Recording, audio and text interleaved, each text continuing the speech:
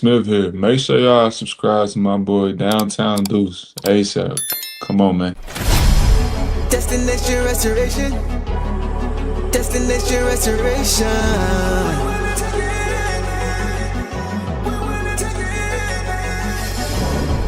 Destination restoration. Destination restoration. It's our time. Can you feel the elevation? We on a mission on vacation. Time to create the separation. Championships and motivation. 313 need no explanation. Miss me with all that conversation. We ready for the confrontation. Counting down to our destination. The final destination. Together all the time together. It's us against the world, it don't get no better. We turned it around, that was the beginning. Coming for the crown, you know we winning. Time to put in the work, I'm about to go for step. Taking our prisoners, it's my time. Yeah, I know that it hurts. Tear break out the church, you don't wanna see me in my prime. The mission is to ring, we're caught in everything. In the city, supporting the dream. Vision new I never seen, we deserve to be king. It's all or nothing, no in between.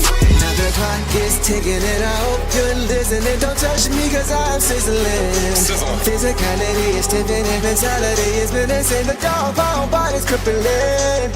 Now the clock is ticking and I hope you're listening. Don't touch me cause I'm sizzling. Physicality is tipping and mentality is menacing. The dog pound body's crippling. Yeah, feel the elevation. We on a mission on vacation.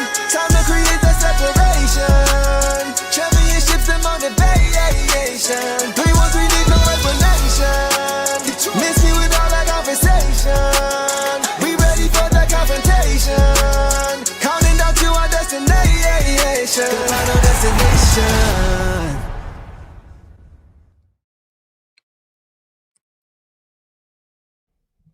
What up, though? Welcome back to another episode of the Downtown Deuce Show with Sarah Boss, aka the Boss. Happy NBA season, everybody. We are back. How y'all feeling tonight? We also have our guy Ivey in the building, Clutch Points Rider. Ivey, aka, as I call him, Eric Vincent, is also in the building. How y'all feeling, man? I have a loss of words, honestly, for what that was. I appreciate our grit to come back and try to make it a game, but shouldn't have gotten that big of a hole in the first place. I'm not worried, but I didn't like it. So You had a loss for words. Cat got your tongue for sure. With good reason. What you think, Ivey? What you think? Man, it's good to have Piston basketball back on the TV. But yeah, it was kind of discouraging, some of the things that we saw. We're going to peel back a lot of the takeaways. Shout out to the chat going crazy already. Yes. I got a lot of views and things I need to say. I don't think I'm going to play nice today. I got a lot of stuff I need to get off my chest, but we need to be real. We said it out before. We're going to get real about this broadcast tonight. Let's get to it.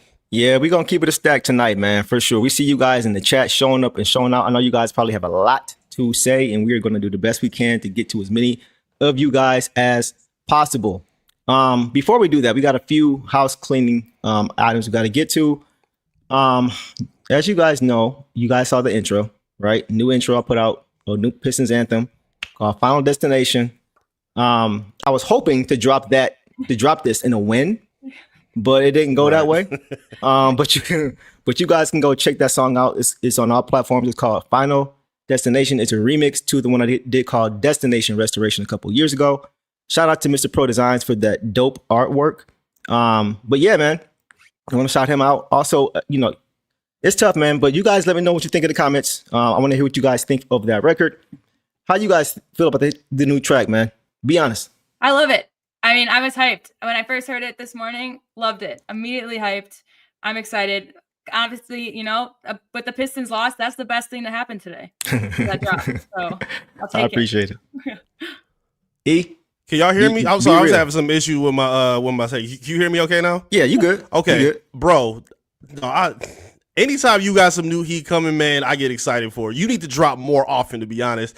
This is probably my favorite production that you had on all the records that you had. And for me, I like the little details in the record too. So I like some of the ad-libs in the beginning that you had. I like the samples, the video to kind of go with it. Shout out to Carl Collins bro, you always know how to put a smash together, bro. Again, I need to see more from you. I need to see you on your Chef Geach this season, my dog. Hey, if you're watching Chef Geach, G-Mac Cash, all y'all, hey, let's collab, man. I appreciate y'all saying that. Real quick, Thanks. Major shout out to Star Factory. That's where I do all my recording. That's where I work at as well. I got to shout my producer out, a Grammy-nominated producer, Imani Presley. She does all my tracks. She never misses. And last but not least, guys, Eric mentioned it. I got to shout my dog out, Carl Collins, man. Carl does the video production on all this stuff. He does not miss ever. And once again, he brought the heat. Right, that's a bad boy, man. Shout out to you, Carl. You know, I couldn't do this without you. Make sure you guys go follow Carl, man. Follow him, CC Prods Official, on Instagram and on X. You guys can go follow him. He's got Red Wings, he's got Lions, he's got Tigers, and of course, he has Pistons content. So shout out to my dog, Carl. And we got more coming for y'all soon. All right. So now that we got that out the way, guys, let's talk about this game. Season recap number 1. So, oh my gosh. Okay, so we had to wait 6 months to get the bad taste of last year out of our mouth. You know, the chance to reset and focus on this season. And it began tonight, and the Pistons kicked it off against the Bulls. I expected the Pistons to win this game for sure, 100%. But they did not. They lose tonight to the Bulls, 111-115 in disappointing fashion. As far as availability, Marcus Sasser was out with the hip injury. And of course, Jaden Ivey was out after having knee surgery. On the Bulls front, they were without one of their key pieces, Kobe White, one of their big time scorers over there. He was not available. All right, so let's kick it off. Initial thoughts. I'm going to kick it off to you, even. You are our guest tonight. I'm going to kick it off to you. What were your initial thoughts before we get too deep into the individual box scores? It was disappointing to see how they came out. For a JB Bickerstaff-led team, you know, I'm certain at halftime he gave them an earful because they just seemed flat on both sides. Like they were really just having an issue in terms of contesting open shots that the Bulls were putting up. It seemed like anytime Vucevic was open at the top of the key, he was automatic from that spot. Like that top of the key look for him is he don't miss. He seems like the new Brook Lopez for the Pistons right now. Right. So it was really disappointing to see that them you'd be able to kind of outrun the Pistons so much, you know, put them in a bit of a bind in terms of their offense as well. Yeah. The half-court execution just doesn't look crisp in any way, shape, or form right now. Like if Cade's not getting an open shot, if he was not getting an open shot or a lob to Duren, like they were just kind of all over the place. Like, you know, Tobias had some good looks, you know, on the block, but you know, you don't want that being like your primary offense in terms of what they do on the half-court set. So I'm gonna peel back a little bit more in a second because I want to definitely hear what Sarah got to say, but I was definitely kind of disappointed that they came out flat. It was encouraging to see them play much better in the second half, play with a lot of energy. Shout out to Ron Holland for giving them a good jump when they needed it.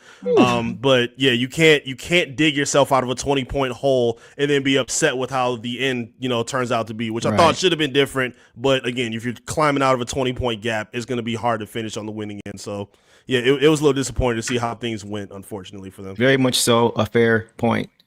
Boss, what you got for us? Yeah, disappointing is definitely the word.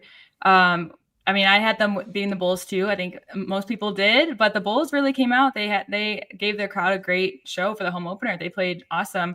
And for me, the slow start also because, you know, I wasn't worried with the slow start because we're a slow start team. We usually come back once we fix it. But I think even Greg Kelser mentioned it. Like we just kind of stayed even. Like we didn't exceed them. So we're not going to come back for that. Like that first quarter really set the hole. And then, so, you know, they eventually cleaned it up a little bit. Our bench just did wonders. I'm really proud of our bench from everyone to Paul Reed, Javonte Green, all of them, honestly.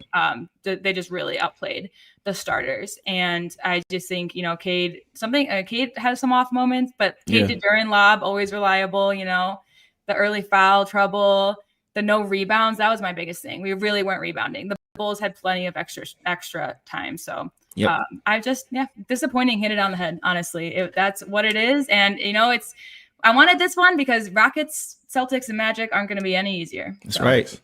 That's right. No, you make a really good point. Last year, we started off 0-4 to start the season. It's going to be tough now to avoid that with the next 3 games that we have after losing tonight. 100% agree with you there. Let's get to the super chat from my dog, Dominique Davis, always showing love and support. I appreciate you, my brother.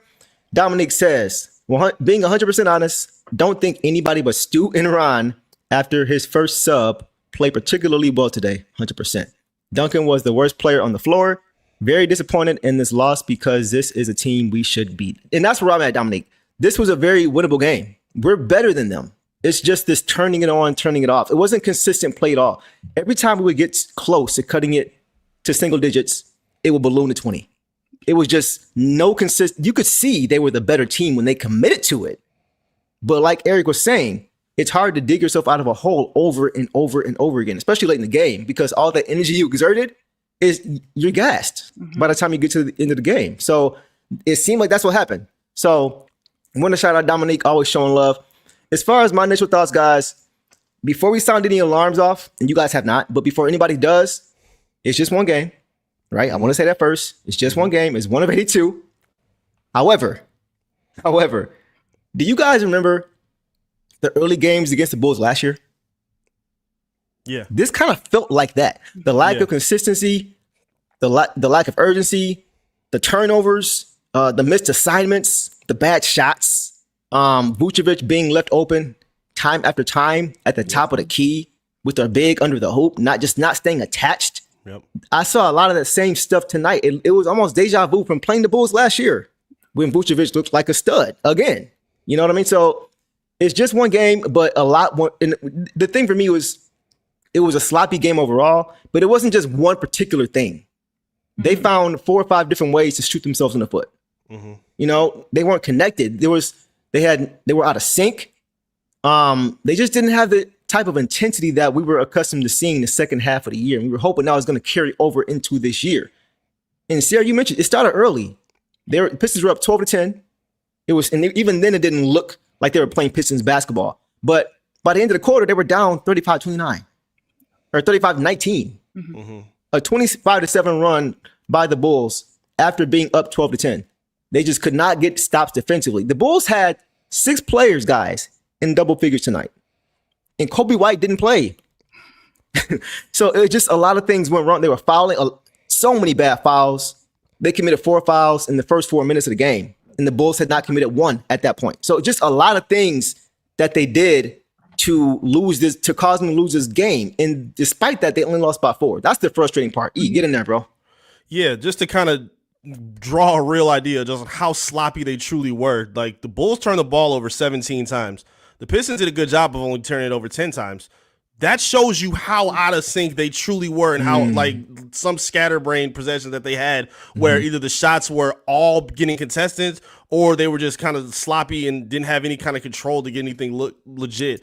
Or even when they did get anything going, like, it just wasn't consistent. Like, Cade got off to a bit of a slow start with his scoring.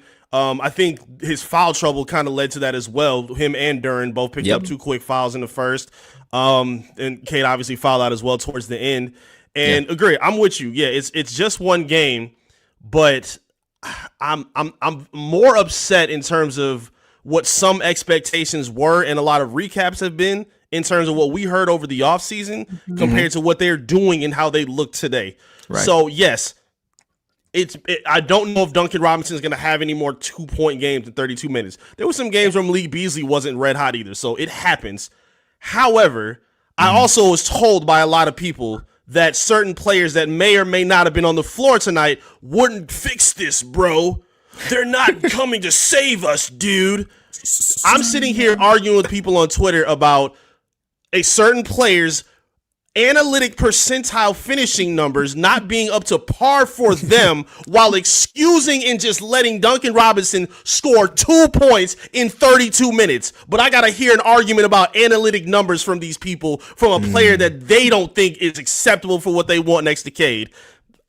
Ooh, man. Let's start there. Let's just start there with that. We'll come back to it in a minute. No, I got you. I'm sick. I'm sick just thinking about that was a conversation I had to have with some people to bury. No, look, I'm coming back to you, bro. I'm coming right back to you because look, guys, me and Ivey we were all texting during the game. I was texting Boss. I was texting Ivey, but he and I were texting during this game. One thing is clear, guys. We mentioned it earlier. There wasn't one particular thing that caused us to lose this game. Right. But there were some very big individual variables as to why we just, not even just as far as the game itself, but just the way the offense looked as a whole, right? Jaden Ivey, man. Jaden Ivey, guys, if there was any doubt before, as to if he was going to be missed, watch tonight's game. Watch tonight's game. I'm not saying we win the game for sure if he plays. What I'm saying is just use your eyeballs and watch the offense.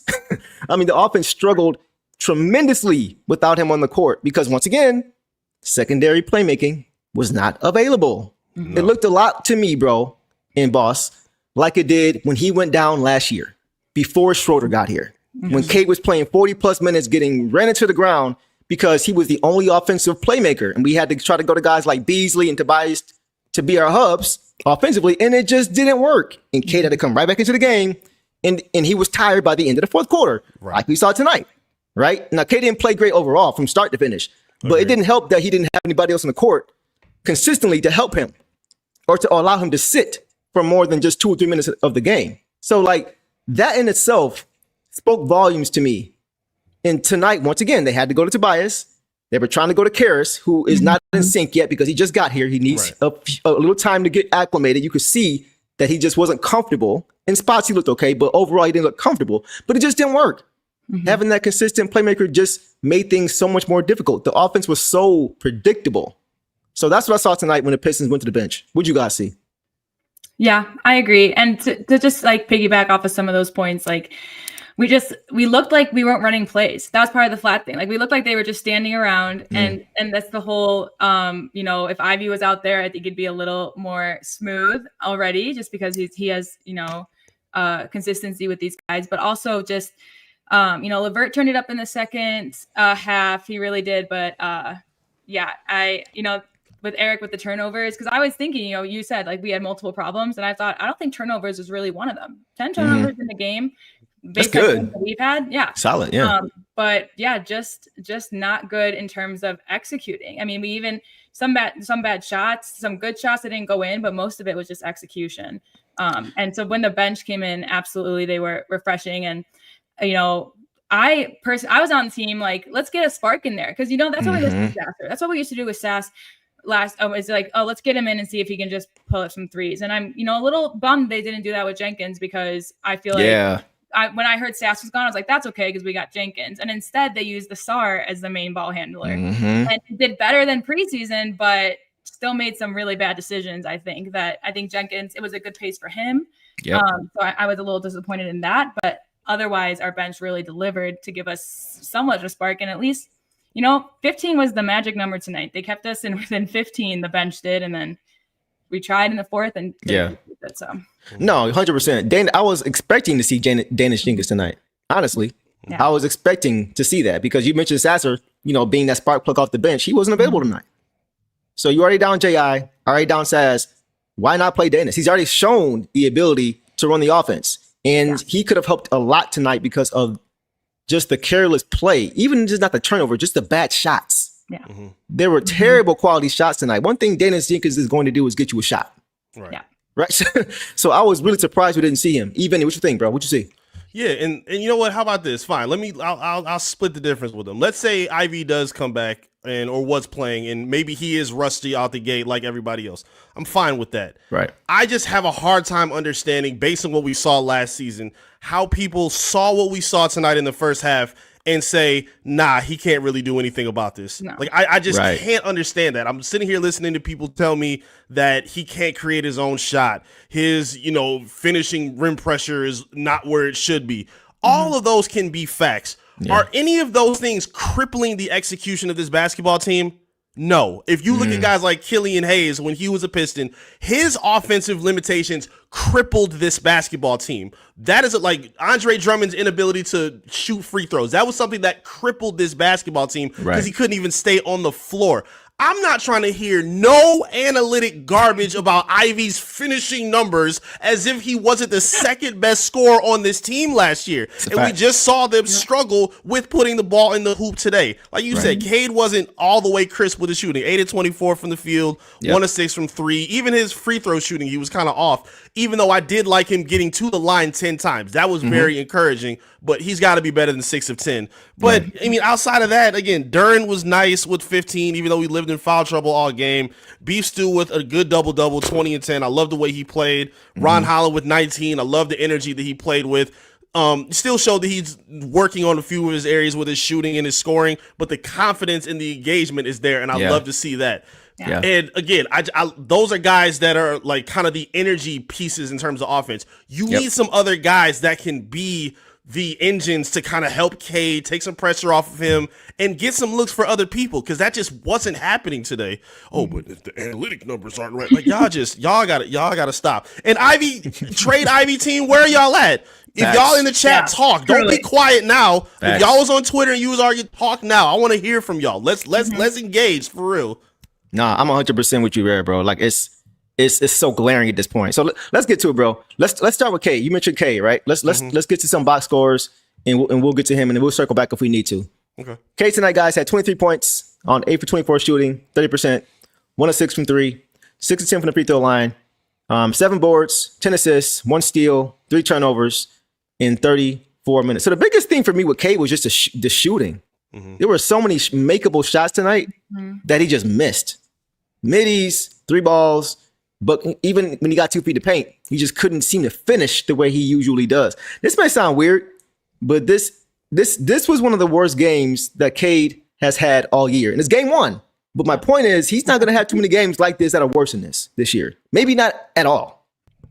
But I haven't seen too many games like this where he just struggled to just put the ball in the basket. So maybe he's just getting this out the way early. I don't know. But he just couldn't get in. He tried late in the game to get it, to kind of build a run and get back into the game, but you could just see he just wasn't in sync. The effort was there, but you could just tell it wasn't going to be his night when you saw him go 0 for 2 from the line twice. That's when I said, yeah, it's not his night tonight. Yeah. What do y'all think? That's when I texted you. I was like, because the whole time I was like, I'm not worried. He missed those 2 free throws. I'm like, all right, now I'm worried. But he finished worst game, finished with a double-double. Like, I'm excited for what's coming, but 3 turnovers.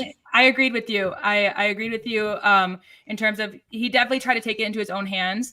He tried some passes. He tried some buckets. He wasn't making them. He definitely gave his all tonight, but he was just off. And, he needed the help. He needed the help. So, but I agree. I think it's not – it didn't look like him. It didn't look like Pistons basketball. It is, I think, his worst game for a while. So, and still for sure. Double-double. So, at least – I'll come in with a little optimism for everybody. So. Even what you got? Yeah, I mean, that kind of shows the ceiling of a guy like Cade. I mean, I even goes back to the New York Knicks series in the playoffs. I think it was game 1 where he had a really bad shooting game, and he still had numbers pretty comparable to what we saw tonight. 23, 7 boards, 10 assists. And again, taking care of the ball with 3 turnovers, that's encouraging to me. So I'm looking at that as a positive for sure, like Sarah mentioned.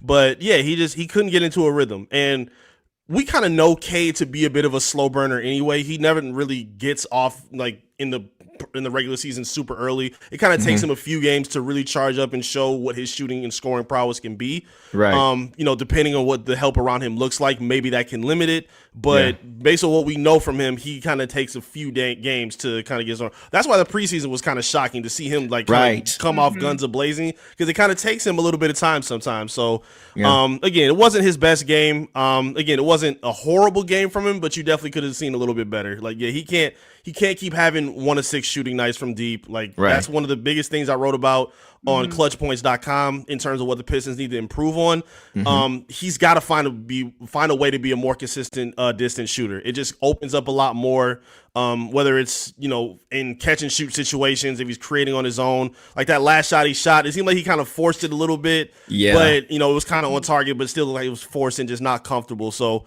hopefully he can get into a bit of a groove. Hopefully some other guys around him can kind of score and take some pressure and some, bodies away from him. Because we still saw 2-3 guys hedging and giving him extra attention, forcing somebody else. Ausar, you go ahead and try to score. Even if Ron Howard, the other guys that were playing well, that's their game plan. If you guys are the ones scoring, then we did our job. We don't want Cade going off. And that's kind of what seemed like happened with Chicago tonight based on what they did on defense. Yeah, whenever you see Cade trying to be that intentional about getting his own offense, it's not a good look. You don't want him exerting that much energy, that many dribbles, that much physicality, trying to get a hoop. It's just not conducive to us winning, because he does so much more for our team. We don't need him doing that. So it just didn't look like the offense was in sync as a whole. And he didn't play well. He didn't have his best game as far as shooting the basketball. But that happens, man. You have all shooting nights. But one thing that, like Eric mentioned, that you can control is your decision making. And having 3 turnovers as opposed to 8 or 9 when people were complaining last year, right? He had 10. He had back-to-back double-digit turnover games. Yeah, that happened. Right. That happened. So it's just encouraging to see that he's trying to be more aware of that, and you saw that in the 3 turnovers. So I got to give him that. The shooting wasn't there, but the decision making as a whole was solid. So this was in no way his fault as far as the Pistons losing this game, just because he had a bad shooting night. A lot of different things. All right, let's go to our next guy. Let's go to Duncan Robinson, guys. So Eric, you hit on it, man. 2 points tonight in 32 minutes on 1 of 7 shooting, 0 of 5 from 3, 1 turnover, and that's it in 32 minutes. So the 0 of 5 from 3 is definitely what stands out to me with him being a shooter. We just talked about how, it's not always going to go your way every night. But what were you guys' thoughts on what you saw from Duncan Robinson? I'll come to you first. Oh, man. So I had a lot of conversations about the 2 offseason pickups from Duncan Robinson and Caris LeVert. And there was a lot of conversation about who had the most pressure to kind of be productive the most with this team. For me, I think it was a slam dunk. No question about it. It had to be Duncan Robinson. Caris LeVert has the ability to do many things. There were a lot of passes that he pulled off. That lob he had in the first half to Stu, where he had a defender seal behind him, and he was able to put it right to him with the left-handed finish. Like, I didn't know he had passing touch like that. So Caris showed that. I think he ripped a couple guys on defense. He can score and create his own shot. He has different things that he can add and give this lineup in this rotation. Duncan Robinson needs to shoot and make his threes. If he's not, he is killing this team. I know it's the first game, and again, we're going to take it with a grain of salt. Just let's say first game jitters, the rust, whatever we want to say. Fine. But he can't play like this consistently. Right. The Pistons backcourt cannot thrive in any way, shape, or form if your go-to shooter in your lineup, because be clear, Cade, he's a decent 3-point shooter. He's not great. He's not good yet, I don't believe. Tobias Harris is kind of iffy as well. And basically everybody else is not really a shooter. Duren's not a shooter like that. Ausar's definitely not a shooter like that.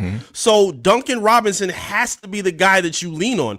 And granted, I don't think it's fair for people to have the Beasley expectation on him to think that he has to have a historic run with his numbers. He doesn't need to do that. But he can't do what he did tonight. He can't do what he gave tonight. That cannot happen. I don't even like the number of shots he took. 1 of 7, 0 of 5. Granted, he didn't seem comfortable. But if you're going to be playing 32 minutes, I think you need more shots than that. Now, granted, he wasn't in any kind of a rhythm, but I feel like it just seems like he didn't even try to give them what they needed in any way. So, again, if people are sitting here knocking on other players and how they could produce as a number 2 scorer, but you were just watching a guy give you 2 points in 32 minutes, you have nothing to say about him. I don't really care what you think about the Pistons backcourt and guys like Jaden Ivey, because that cannot be acceptable on any team, bruh. He's way too important in their 3-point shooting right now. And that cannot be a repetitive issue. Cade set him up with some good looks. There's plenty of passes on this team that can get him some open looks. He has to be able to knock them down. And if he can't, that's going to cripple this team big time. Man, well said, bro. Well said. You brought the heat tonight, today, bro. I'm not happy today, bro. And again, I'm not even mad at the team. I'm mad at everyone I listen to over the offseason. I'm on y'all. That's who I'm talking about for real. Well, we wasn't listening. We saw, we heard, but we wasn't listening. Bruh. Go ahead. Sarah, y'all got it. Boss, get in there. Yeah, I agree. We needed production out of him. It was his first game with us, first time in a Pistons uniform, all this stuff, I just wish we saw more of him. For me, the 32 minutes bothered me. Okay, so we're up there, we're shooting, we're trying to get him hot. That's understandable. That's the only way. Even Malik Beasley talked about it last season. The way to get hot is to shoot. You can't make shots without shooting. But after that, we should have gone to someone else. Caris did deliver sometimes. Stu was behind the 3. Even Paul Reed made his 1 and only 3 shot, Yes, he did. After that, other guys need to start shooting. The 32 minutes did bother me because he wasn't doing, we know him not to be great on defense. We know him, he didn't add anywhere else in the stat lines. He was, 2s and a ton of 0s. That's it.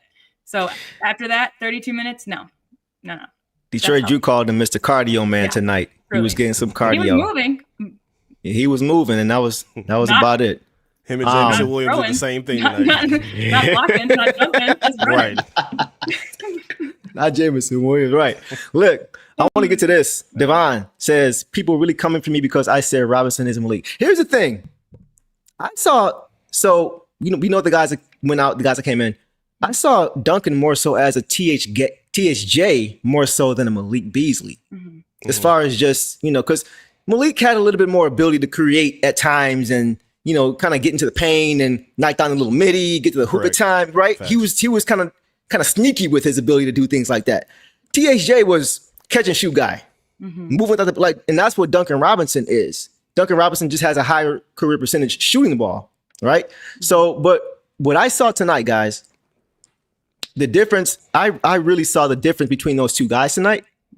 Defensively, I don't think THJ got enough credit defensively because a lot of time he was playing out of position. To start the season last year, he's playing a 3. Facts. Yeah. When it started the blood clot, he was playing a guy bigger than him every single night, every single game. So, and with the THJ, the thing about him is defensively, you wouldn't really pay attention to him because he wasn't committing a lot of mistakes. Right. But he also wasn't hitting home run plays. He wasn't picking people's pocket. He wasn't swatting the ball. He was just hitting singles. He was just playing good defense, making his guy take tough shots, and that was it. He wasn't getting lost on defense, backdoor. You didn't see him doing that. He was taking charges. He was doing the dirty work, just doing the little things that don't get noticed. And that was what I noticed tonight was the difference. I saw Duncan Robinson kind of getting lost, backdoors, not being able to stand in front of his guy. So that along with not knocking down the 3 ball, it hurts. You can't do both. Exactly. You can't do both. But even with THJ, when he didn't have great shooting nights, he still was solid defensively. Yep. To where you're not just getting blown off the floor because these guys are taking out of them shots. So that's the difference for me was the defense. He was a very solid defender. We're going to need Duncan to be maybe not THJ because he's not ever going to be that. Even though THJ isn't elite, he's not going to be THJ defensively.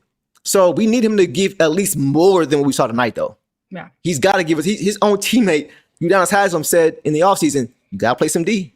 We know you can shoot, but you got to play some D. His own teammate said that. So not to get on him, not to disparage him or anything like that. But we know what we saw.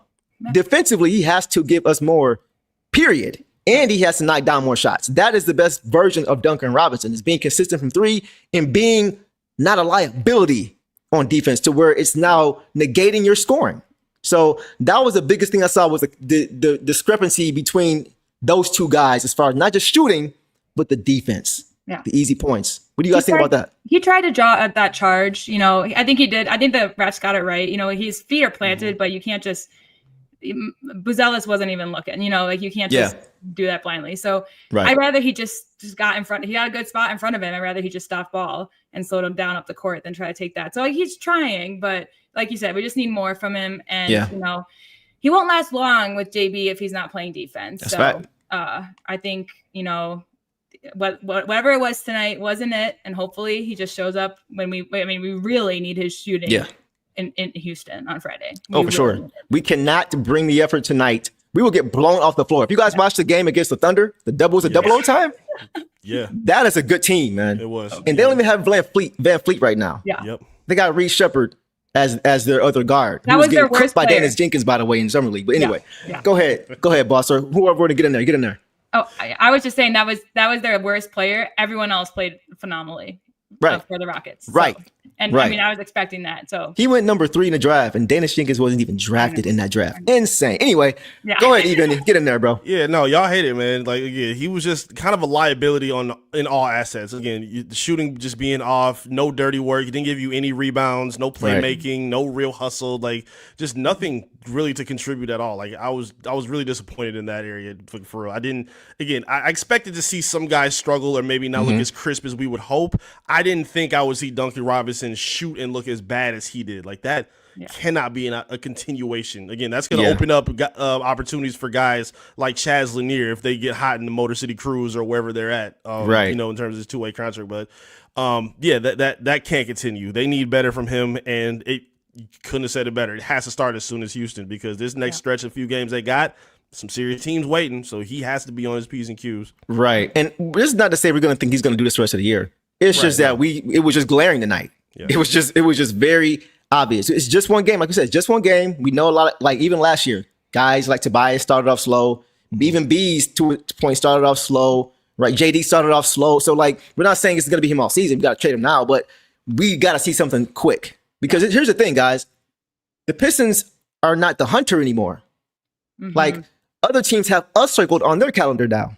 Not the other way around. They saw what happened last year in the playoffs. Nobody expected us to do anything last year after the previous year. That's gone.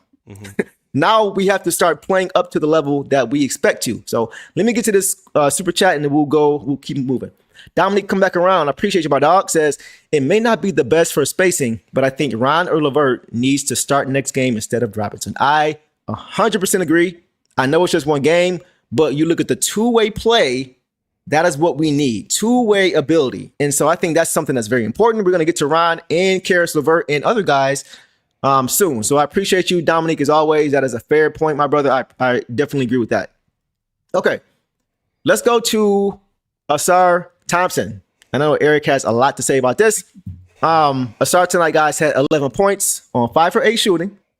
No threes, 1 of 3 from the free throw line, 9 boards, 7 assists, 1 steal, 1 block, 1 turnover in 33 minutes. So immediate reaction to what you guys saw from Ausar. I'm going to come to you, boss, first, because I know E has a lot to say about this.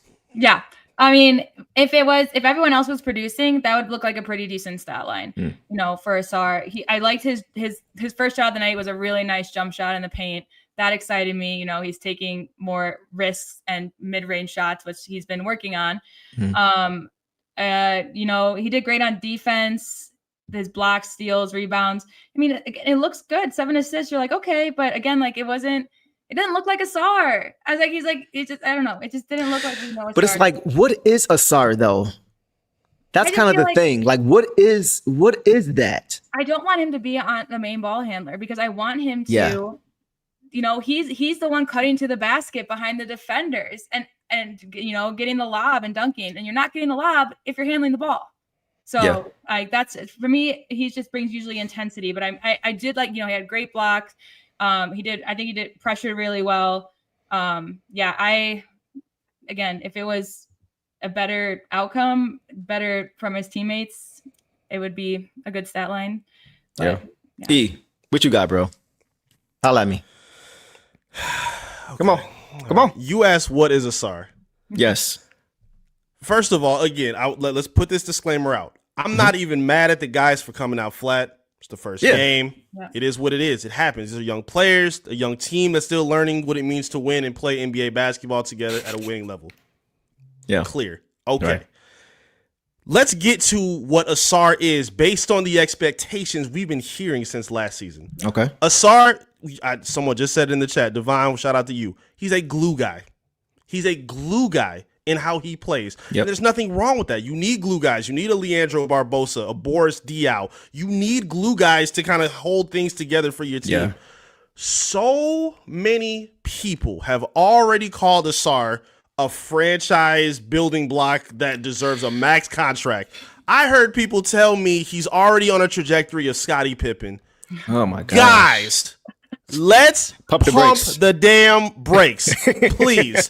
Ausar still has a lot of work he needs to do, and that's okay. Yep. He's young. It's his 3rd season. We can take time and let him develop. But again, the stuff that I heard, and again, let's get to what he did this game. Again, he did some good things on defense. I like a lot of the help side defense. He had a lot of block shots that look really nice. Shot. Yeah, he's always gonna give you some help on the glass. Yep. And you see his offensive value. To me, it excels when he's playing in transition. I don't mind Ausar being your primary ball handler if they're running in transition. Right. I don't see the same playmaking and offensive prowess in half-court sets, and that's where he really needs to grow the most. Still struggling from the free throw line and still like growing to have the confidence to shoot effectively. What we saw from his brother last night, his confidence is there already. He didn't make a lot of his shots, but his confidence and his mechanics are already there. So he's already laps ahead of his brother, in my opinion. Real quick, I'm just gonna say his brother's confidence looks like Ron Holland's. Yeah, 100%. 100%. And again, I'm not off this point because I'm on y'all ass. So Jaden Ivey's offense is such a a highly touted argument that people talk about on social media all the time, where his finishing isn't as good as people want it to be, his ball handling isn't as good as they want it to be, but they're already sold that Ausar is a building block on offense and defense. You must be on something, because Ausar's offense is limiting and crippling. It's a key word that I want to use. It cripples what you can do with this team. When a starting five doesn't have a three that can give you threats from the perimeter, that's a problem. When Ausar can't knock down his free throws from driving and using his athleticism and his strength, that's a problem. And y'all are sitting here telling me that Ivey is an offensive problem while this guy, scoring prowess, looks closer to some guys I'm not going to name publicly yet, Don't do it. but he's struggling. That's not acceptable. It's not acceptable. People have just given pass after pass to Ausar and scrutinize guys like Ivey in what he's giving you offensively, and it makes no damn sense to me. Again, I'm not mad at Ausar. Take your time, young fella. Get your games together. I have all the faith in the world that you can get there. But what you fools told me on Twitter last offseason about how he was already in line to be Scottie Pippen and he's already got a ceiling higher than Cade for what he's done. Knock it off. Man. No, he doesn't. Let him take his time to develop. He ain't there yet. Let him take his time and chill on the gas that y'all spitting right now, because I'm tired of it. I'm absolutely tired of it, bro. Y'all done got it. He on one tonight. Crash bro, out. Crash this out. Been building since the summer, bro. They were telling us all summer that Ivey, what do you see in him? Ausar is already miles ahead. How? How, bro? What are y'all? Ooh, bro. Let me drink this one. Hope y'all enjoying the show tonight. Just in case you guys haven't noticed, Eric Vincent is on the show tonight. Is in the building with us. King is in the building. What up, my dog? What up, though, King? He's a defensive player, and his ceiling is he's always going to be, and that's cool, best on that end. Right, that's fine. It's just that he's not at the place that people want him to be. That's the thing. Everybody's rushing. And I get it. They see the natural gifts that he has. They see how he just gets off the floor with ease. Cade said that it looks like he's playing in a different level of gravity. Yep. Because he just gets off the ground so effortlessly, right? And we got Jaden Ivey on our team, and it's just like, which guy is more athletic? You know what I mean? So like, but with that doesn't mean that he is not a raw player. Right. He is very much a raw player, and that's okay. But to elevate him above other guys who have shown that they have a much more well-rounded game on both sides of the ball, especially offensively. I'll give Ausar the defense for sure. Like, he's the best defensive player on his team. If you want to say Stu, okay, cool, had a conversation, right? But two-way play. I don't see how you can look at a guy like Jaden Ivey and have a problem and not have one with Ausar Thompson. And I love both of these guys, right? But we got to keep it a stat. We can't paint narratives because of what we see as far as potential. What are they now? They can get there, but they're not there yet. Don't force them into it, because now you put them in a bad spot. Mm-hmm. And that's my real quick. That's my whole thing. If you want to believe in the potential, I'm fine with that. Again, this is a young team. The thing that the most exciting part about a young franchise is their potential. It's not what we saw from Cade last year. It's the fact that we know he can get better down the line. Jaden Ivey the same way. Jalen Duren the same way. Ausar the exact same way. The potential is there. The athleticism is off the charts from a lot of these guys. And someone also said it in the comments as well. Ausar's game complements Ivey. They both help each other for what they both struggle in. So this constant pitting of these two against each other makes no damn sense to me. Ausar is going to be able to help Ivey defensively because he's going to take responsibility off his plate, and it's going to take responsibility off of Ausar's plate to be this, consistent offensive engine or motor that this team needs. Acting like Ivey can't go get his own or set other guys up for perimeter shots or lobs or sets at the rim, it's just not true, bro. And again, we haven't seen enough of that from Ausar to stamp him with the confidence that I've seen from a lot of fans and other people who talk about the Pistons. And I just want y'all to stop. Let it develop and let it get there. If you think it'll get there down the line, cool. But we're not going to pretend like it's there right now. And that's the problem I have with these kind of conversations. 100% agree, bro. I have nothing more to add. I can keep going, but I'm gonna stop. I'll chill for now. It's game one. I'll stop for now. Yeah. Say something for game two. Bro. I got you. Boss, you got anything else on Ausar? I agreed with the confidence thing. I feel like there's some confidence lacking in Ausar. Like we talked about how Amen is, Ausar has been as confident as Ron before.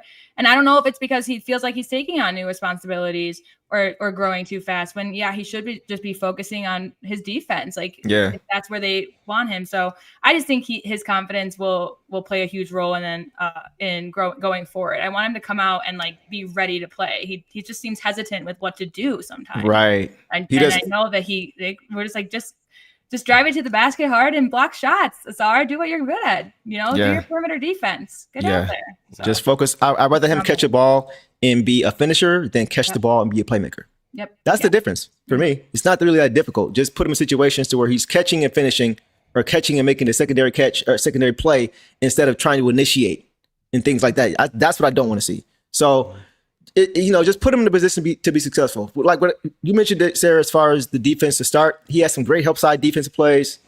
He does a great job with help side defense. I got to give him credit for that. He's a great help side defense. That's why I call him Tasmanian Thompson, because he wreaks havoc all over the court defensively. He's just everywhere. He can cover up so many mistakes. He's the backbone of the defense. I've said that all for the last year and a half now.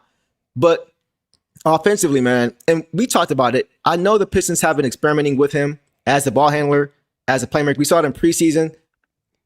He's not ready to consistently do that yet. Not at all. He doesn't have the confidence and he doesn't have the reps, and he's still too raw. It just doesn't make sense. Now that we're in the regular season, I don't think we can afford to do that too often, even with J.I. out. I just think J.I. kind of accentuates and shows how much he's missed because we have to put aside on situations. So it's no knock. It's just what my eyes are telling me. And once again, that's why having a guy like Jaden Ivey on the court who can score and who can make plays for others was missed, because when he's not there, you got guys trying to play outside of their scope, and now they're making mistakes. Right. So anything else on that? That's all I got. No, I'm chill. I'm away. You sure? I want a reminder. I'm not mad at him. I'm not rushing any conclusions. I'm just killing the rush conclusions that we heard all summer and we heard even tonight. Like, it just a lot of rushing and already crowning of people that have not earned that yet. Let him take his time to figure out his strengths. Let this team play as a whole as well, because unfortunately it accelerates some of those offensive needs that we saw when you don't have all the complements around you. So Ausar, I think, can figure it out. They have the resources to make that happen, and we're just going to take our time to see what happens, moving forward. All right, so we're going to need Eric to count down from 100 to 0 to make sure his blood pressure is level, and I think we'll be okay. Woosah. I'm good now. Okay. All right. Let's move on to Tobias Harris, guys. Tobias Harris tonight had 10 points on 4-12 shooting, 1 of 3 from 3, 1 of 1 from the free throw line, 9 boards, 4 assists, 1 steal in 34 minutes. So, I'm coming right back to you. Tobias, what'd you see? Defensively, I think he was pretty engaged. I think he still looked like he's in good form with, guarding on the island and on the perimeter based on what we saw from last season. So I did like that in this game. Offensively, I think we're seeing a lot of repetitive offense from him right now. I think, they're going to him in the post a lot. He takes a lot of dribbles to kind of get to the shots he wants, and he unfortunately wasn't super efficient tonight. 4-12 from the field, 1 of 3 from 3. I just want to see a little bit more range in his game, especially, again, while you don't have Ivey, you need to see a little bit more in terms of how he can put up the production offensively for you, because you can't just give it to him on the block constantly like that, because they're bringing in extra help, and then he's got to get rid of the ball, and he's not the greatest passer. So you want to see him, have some different looks. And I don't know, I feel like they're just a little bit limited offensively right now. I think in their half court, if they're not getting stops and playing out of open space, I feel like in their half court sets is really where they need to get as much polish as they can, moving towards the end of the season, because I feel like that's just that's a big part of what their offense is. If you don't have Duren on the floor to run that, pick and roll lob between him and Cade, they're kind of stagnant with what they can do. So I want to see, Tobias kind of extend his range a little bit, kind of find a way to, hopefully create his own shot. But then again, you also got to realize he's also getting a little bit older too. So maybe he doesn't have that much left in him to do so. So, again, I like Tobias. I still think he fits well with this team. Again, not his sharpest game, but I still think he can add some value, as the season progresses for the Pistons. Before we move on, we have a surprise guest, guys. King, My dog. What up, though? could What's not going help on, himself. What's He up, was like, bro? "Hey man, send me the link. Send me the link. I want in. I need to get in on this." Let's so go. I had to have him come on. So we're gonna come to you in a second, King. Boss, what you got for us? Oh, with Tobias, I'm not worried. I think he did. What sucks is if Duncan's not producing, Tobias needs to be producing, and he wasn't. He did. I think get control of the game a few times. His shots mattered when they mattered, but he gave it his all out there. I'm not worried about him. Just a bad offensive game in general. So he never got into sync, but he was trying at least. So I know it's nothing super memorable, but he wasn't the reason we lost. Nah, not at all. Not at all. King, what you got for me, man? What you got for me? What's the word? First of all, our cooking was done a moment ago by Eric. Shout Right? out to you, E, man. You was Let that on boy point cook. because they was on Twitter talking crazy to us, man. Weren't they, bro? All man. off season, weren't they? All three of us. Crazy. Probably boss too, but she wasn't quite here yet. But us three, man, getting destroyed on Twitter. Oh, yes. Talking about this. Ausar is Ausar. You know what I'm saying? And Ausar is the player that Ausar is going to be. This spurt of offense that people are thinking is going to happen is just not. I've been watching basketball for almost 20 years now. I've seen players like this come along all the time. All the time. Ausar, if anything, could be a competent offensive player at some point of his career, which is why I compare him to Ron Artest, because when Ron Artest first came into the league, he was not an offensive guy. Right. He was not a guy that can knock down threes. It took a while for that to happen. True. And I think that's going to be the same thing with Ausar. He's just going to be a guy that develops enough to where he can knock down threes. Now, when it comes to handling the basketball, I don't prefer him to have the ball in his hands as much as he does. I don't like that. But at moments and at times, I'm fine with that. I feel like he still creates turnovers at moments where we don't need him. He still picks the ball up at times where he does not need to pick the ball up. It's just like, that's why I say he's when I seen him tonight, I didn't see over the summer growth yet. And it's game one. You know what I'm saying? It's game one. So I'm going to give him to about game 10. Yeah. You know what I'm saying? Game 10 to see if there's some type of improvements there. But he's pretty much Ausar from last year. The only new part to his game that I really, really like is the ability to block shots. You know what I'm saying? He's playing bigger. Blocking shots a lot more this season. I like that. Use the athleticism. Yeah. But I hate comparing him and his brother. When they got drafted, I wanted Ahmed. And we talked about it. Why? Because when I scouted the two, I noticed immediately that the bad twin, even though they're not bad dudes, but the meaner twin, just had more aggression when it came to scoring the basketball and getting to the basket. Yeah. And that, like I say, I'm not trying to knock Ausar, but he needs to get out of his own head and stop thinking so much and just go attack. Go ahead. Real quick, bro, I think I'll challenge you on one thing, because you said Ron Artest is a ceiling for him. Ron Artest was still a dude that was averaging like 20 points a game for like he a good was. stretch of his career. He was, bro. So if That he was gets to mentality. that, correct. It did take some time. You 100% right. To me, I see a little more of like Andre Iguodala, to be honest. Like if that offensive cook is there. Gerald Wallace. I mean, he was a hyper athlete. I could kind of see it a little bit. He had some offense though, didn't he? A little bit. Yeah, he had some offense. A little bit. I don't know, man. I'm with King. Like for him to be a 20-point guy, he has to fix a lot. Again, it's at the ground level start for him. He has to get the confidence to even try this stuff first. Like, I don't care what people feel about what Ivey's misses or any other or Ron's misses from last year. The confidence for them to even try it is there. That's step one. Right. And he don't even seem to have that yet. Yeah. So I'm not like, he has a large step to take for me to be like a 20-point guy. For right now, I see him maybe being a 14-point dude on a nightly average, like at his best for right now.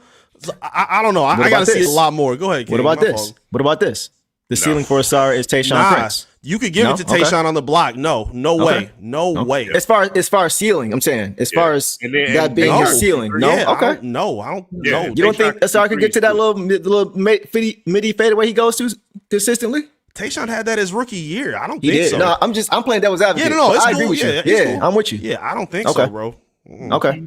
Yeah, Tayshaun I gotta- shoot threes too. Yeah, he had range. Guys, we talk about all the time. When he was in Kentucky, Tayshaun Prince, he opened the game 15 straight points, all on threes. Facts. The last one from the logo. So Yep. that's why I was playing devil's advocate. I don't agree with that. Right. Again, yes, he was It's put on all 3 good. balls in college, 100%. 100%. I got to shout out Sean. He's put this in here like 10 times. And we lost to the I know, bro. I know, man. Not a great start to the year.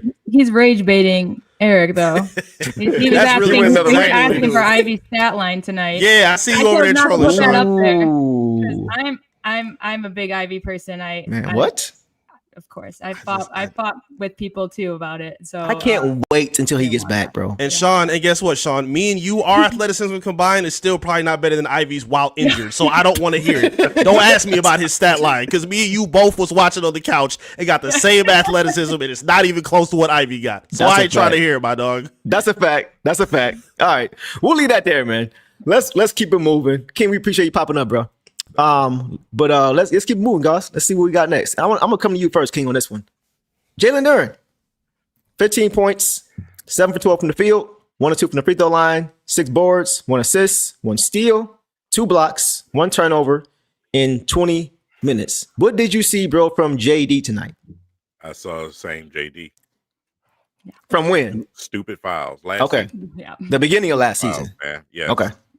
Like Gotcha. just, bro, at this point of your career, we shouldn't be still talking about standing still when you set screens. You know what I'm saying? We shouldn't be talking about why are you grabbing people's jersey on rebounds, knowing you in foul trouble already. Your foul trouble hurt the Pistons start because the chemistry you and Cade had, the alley-oops, the pick and rolls, you messed the whole flow of the offense up. Going out the game for bad fouls, bro.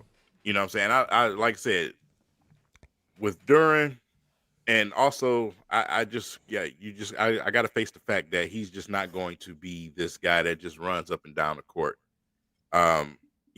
He's obviously tired out there at times. Mm-hmm. And I've been meaning to say something for the last couple of years. I've been giving him a chance to get the conditioning right, but he just looks tired out there at times. Vucevic should not be out running you down the court. Duren. You're too young for that, bro. Mm-hmm. And to piggyback off what you just said, I want to hear from you guys, Boss and E. Vinny. I don't want to see this anymore from I said it last year. I don't. He stopped doing it toward the end of the year. It was more so the beginning of the year. But after what he thinks is a missed call, he's doing this, and he's not getting back, and he's getting beat by old Vucevic. Like, bro, just play the game. You're not going to get every call. Even superstars don't get every call. But it seems like every time he doesn't score, and there's no foul call. And now it's a 4-on-5 the other way. He has to stop that, man. Like it's got to be the consistent. Like you said, King. He is tired, but I don't want to see this anymore. Like, don't focus on the refs. That's what your coach is for. Let your coach get on them. You play the game. Let him focus on that. So, Boss, what y'all see? I mean, we play for the Pistons. We don't get the benefit of the refs ever. That's a fact. So there should be That's a no fact. complaining. Just play through it. That's a fact. For me, he played 12. Every other starter played 12 to 15 minutes more than he did. And Stu, really cleaned it up for him. Yeah. But imagine if Stu's putting up those numbers with JD putting up those numbers. Right. I mean, and it's just, the fouls are frustrating, the early fouls. I really hope he shakes it off immediately instead of, a month in like last season. Right. And it really just did kill the offense. I mean, the Cade to JD lob, I'd bet on that being the opening play every game. Right. It works. It's smooth. And it worked 3 times in a row. Mm-hmm. And then he got in foul trouble, got out, and we just couldn't find a rhythm after that as well. So again, not a terrible stat line, but for what he should be doing, it is. It's not him. It's not what he can do at this point. So Even, what you got, bro? Yeah, the numbers. Again, if you take the minutes away, because that keys a lot. 19 minutes for him is alarming. That's what he played. Yeah, and the numbers itself don't really tell the story for what he did. I looked at a lot of things where they were trying to get him the ball on the block, and it seemed like he was rushing a lot of the stuff that he was shooting on the block. That was really discouraging offensively. I want to see him kind of get a little bit more like confident and strong down there. Like he's a huge dude. Like he should be able to put dudes in a body bag and just raise up and boom over somebody. At the very least, get him on to foul you. Like he shouldn't be going up with no finesse touch. He should be looking to jam the ball every single time he has a foot in the paint. And I'm pretty sure his guy Rasheed Wallace has probably told him that on a plethora of occasions. Yep. Defensively, yeah, it's very frustrating to see a lot of the same things that King was talking about. Like you getting in 2 early fouls within the first 5 minutes, killing your own momentum. Like that half court lob set between him and Cade, that is their half court offense. That's the most reliable thing they have. And if you can't be on the floor to, polish that or take advantage of that or create the space for others with that dynamic and that scare, then that's a problem for sure. And Deuce, we talked about this before the season. Stu had a fantastic game, but if he's outplaying Jalen Duren, that's a problem. That's not a good thing. You don't want Stu being the best big on the floor for the Pistons. I like the way he's playing. It seems like Stu got some bounce to his game. He normally, like, first 2 years was just like kind of like that little touch floater. He's putting it up with 2 hands and jamming it every time now. And I'm loving to see that from Stu. He should not be outplaying Jalen Duren on either side of the floor in any games. He has to be the best rim protector, especially when he's in search of this contract that he wants. If the reports are truthful, the figures he was looking for, he has to give you way better than you saw today. The numbers are not going to tell the story for him. Like the 15 points, all right, people think, oh, that's cool, we can do 15 a game. Not the way he was scoring it, you can't. And especially if he's living in foul trouble as well and not giving you double-digit rebounds to go along with it. I was really disappointed in the way Duren played. He has to be better immediately for them. Yeah, I mean, I can't really argue that, man. Something Devon says here. He says, I like JD, but he does kind of be on that drummer stuff, but worse. And that's exactly what I was going to say. Kane, we talked about this all the time. And Eric, I'm sure everybody here witnessed it with Dre. And I love Dre as a person. I loved him when he was here. He brought a spark back to Detroit with his talent, things like that. But so many times we would see him dominate a game on both ends in the first 2 or 3 minutes and then got to sit down. Bad fouls. It was so frustrating, and it happened way too frequently.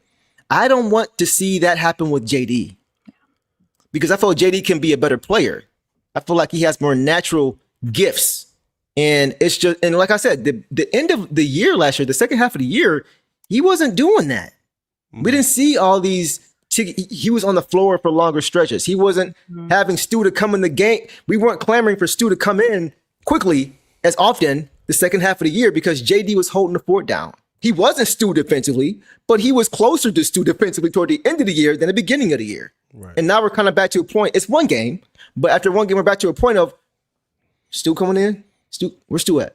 I don't like that. So it's just not a good feeling. So I agree with all you guys. It's got to be consistent discipline. Play with discipline. And he hurts his team when he's down the court. Go ahead, Ken, get in there. Yeah. All right, so I can't get with the Drummond comparison because the difference is when Drummond was having foul trouble, they were baiting Drummond because he was dominating on both sides of the court. That's the difference. Okay.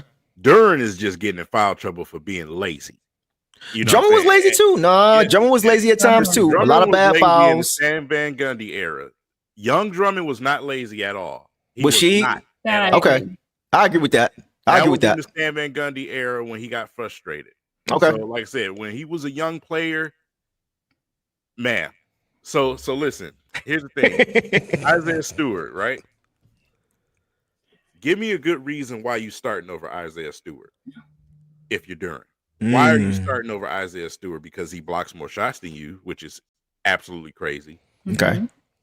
He's putting up more buckets, you know what I'm saying? And like I said, he's expanded his game out to the 3-point line. Why are you starting over Stu?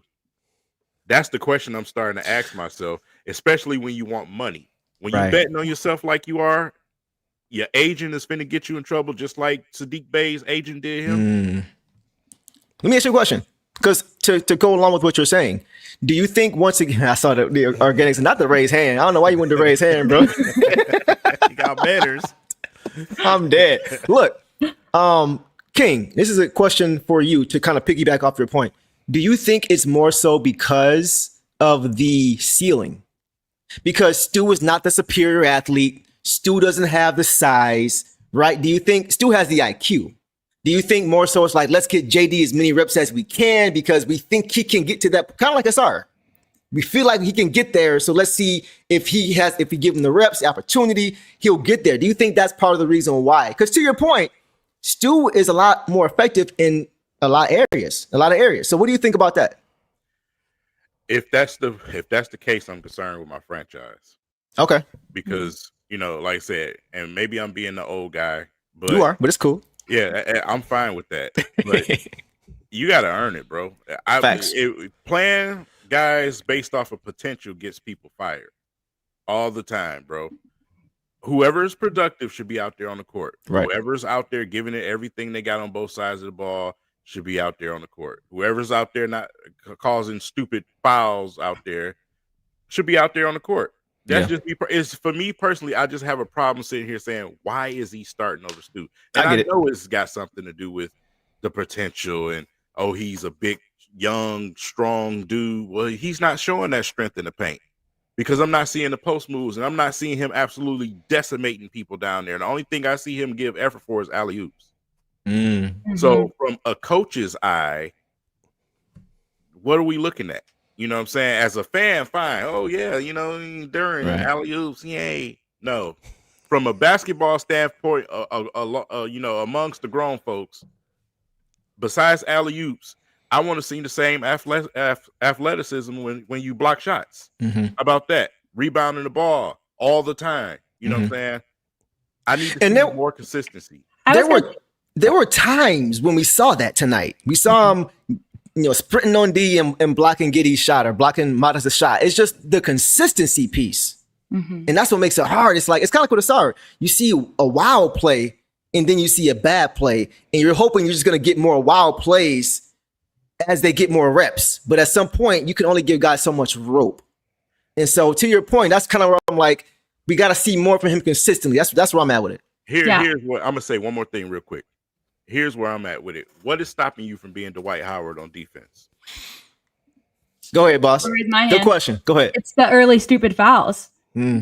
Then he can't, that's what it is, because then he can't be aggressive. Right. Then he second guesses being aggressive because he knows he has 2 fouls already. Mm. So that, Good I'm point. not saying that's all it is, but that plays a part, because if you're not getting those fouls and you're only getting, your fouls on big plays like that, you're going to have more wins than you are going to have fouls. Right. It's going to even out better. So what you got, bro? I think the Ausar comp for that, in terms of like what their measurables are, I think it's extremely important, because it's like a mystery box. If he only has this, or if he could add this, who knows how good he can be. Mm-hmm. At this point, okay, let's take all the offense away. If Jalen Duren is a elite level rim protector and defender, let's say he's I don't have a name, but let's say he's like a mid-level, just not good offensive player, but he's giving you elite level rim protection and defense on that side.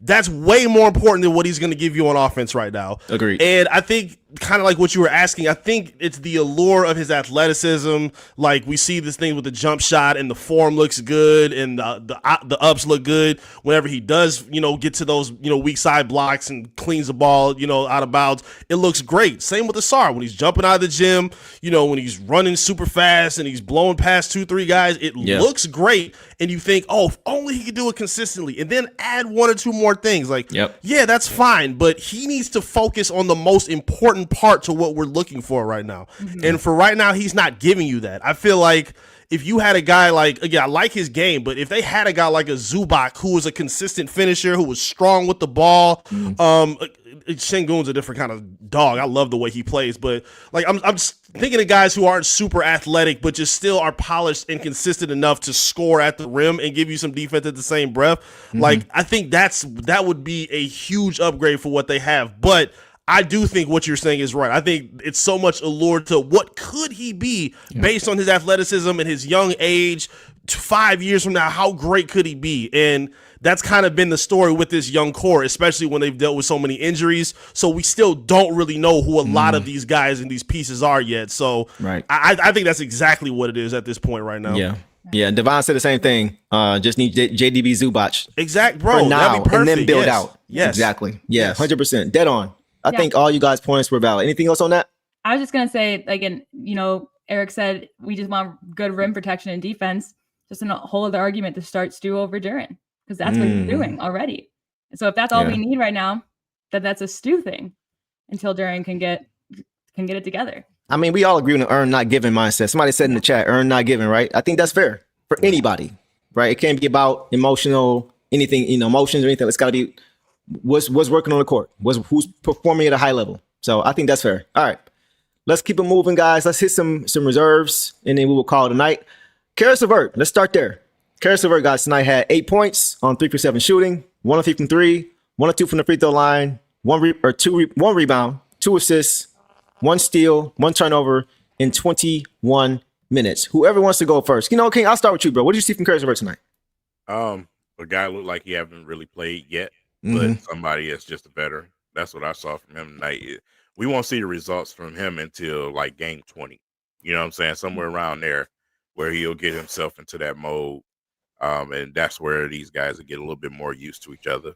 I had put him and Duncan, I had put in the same bag. Duncan's a shooter. Whether he knocked down shots tonight, shooters, that's just what happens sometimes. Yep. Brand new team.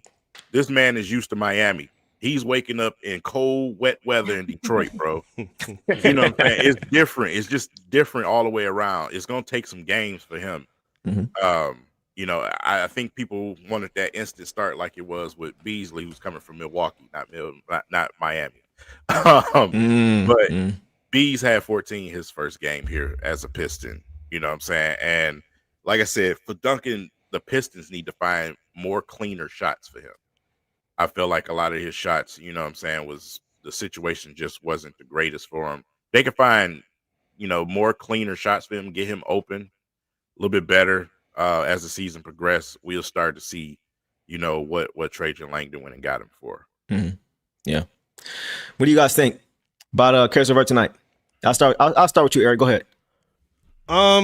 I feel like a guy like LeVert, 8 points tonight. Again, that's not really going to wow you, but I feel like the number of points he scores is not really going to be the most deciding thing for him. It's kind of like what they had with Schroeder last season. Like, he's not going to be giving you 20 a game, but if he's sprinkling in buckets at key moments, like when Cade is off the floor or when they're down the stretch in the fourth quarter and they need a stop and he's able to, get a stop or somebody or get an easy bucket, to take some pressure off of Cade. I think Schroeder. Like the timing, exactly like Schroeder. Yeah, I feel like the timing of his production is more important than the volume of it. And I'm not really worried about him scoring 8 points because I saw a lot of good things that I like from him. He showed still got a pretty strong handle and ability to get to the rim. Again, wasn't super polished with his finishing, but the shots he was getting and creating, they were there. And again, I like some of the playmaking I saw. The defensive effort was there. And I feel like when he ramps up into, midseason form, I feel like that's going to be a big benefit for this team. I also think that him sitting next to and working with a guy like Ron Holland, who's also pretty raw offensively, I think he's going to be able to take a lot of tips from his game, scoring in half-court sets when he has the ball in his own. So, again, I'm not going to go too crazy about what his numbers were or what his production was tonight. I think that's going to build slowly as the season goes on. But I like some of the things that I saw from Caris tonight. Yeah. Boss, what you got? Yeah, I mean, this was the best game we've seen of him in the Pistons uniform. He didn't play much in preseason. It was better than his first game in preseason. He had a good stretch of minutes. I think that he played more consistently, spaced better, and made better decisions than Robinson did. He played for about 10 less minutes. So he's someone I would almost prefer to see in the starting lineup over Robinson because I think he worked a little better off of Cade. And also took the pressure off of Cade to bring the ball up the floor so Cade could play off ball. I'm just kind of the same. I'm not worried about what I see from him. I think he'll only get better. And 20 games in, I think he'll look much better. I think he'll look better even next game.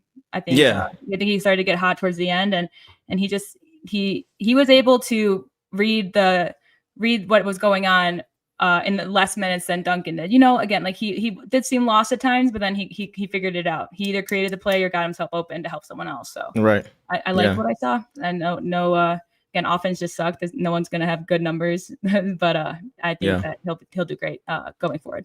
Yeah, he had an uneven game. Yeah. You know, I do need to see more from him, especially now that with J.I. being unavailable and with a guy like Sasser not being available as well. I said I'm going to call myself out. I've said as soon as we got him that I thought he was going to be the most important acquisition for this team because of his ability to play make, right? Make plays for himself and for others. And with Jaden out, the Pistons are going to need that. Like just watching the offense with Cade on the court without any of the playmaker is the offense is so predictable. Yeah. You got 8 to 10 eyes again defensively watching him and just, you know, taking the lob boy, so they need another guy who can off the catch, make a play. And at times take the pressure off of him, give Cade a blow, give Cade a possession or two off. Wow. Just allow him to catch his wind back so he's not drained by the end of the game. So one bad game, he had a bad shot from the corner that he airmailed. I was like, whoa. Oh, yeah. But just one shot happens, right? But overall, I think, honestly, I think this is going to make us really appreciate how well Schroeder played as quick as he did. Because he came in like he had been on this team for 3 or 4 years. Right. Just running that second unit effortlessly, seamlessly, right? It ran very, very well. He knew how to play off of guys. He knew how to set guys up. He's just very adaptable, I think. Wherever he goes, he plays well, does Schroeder.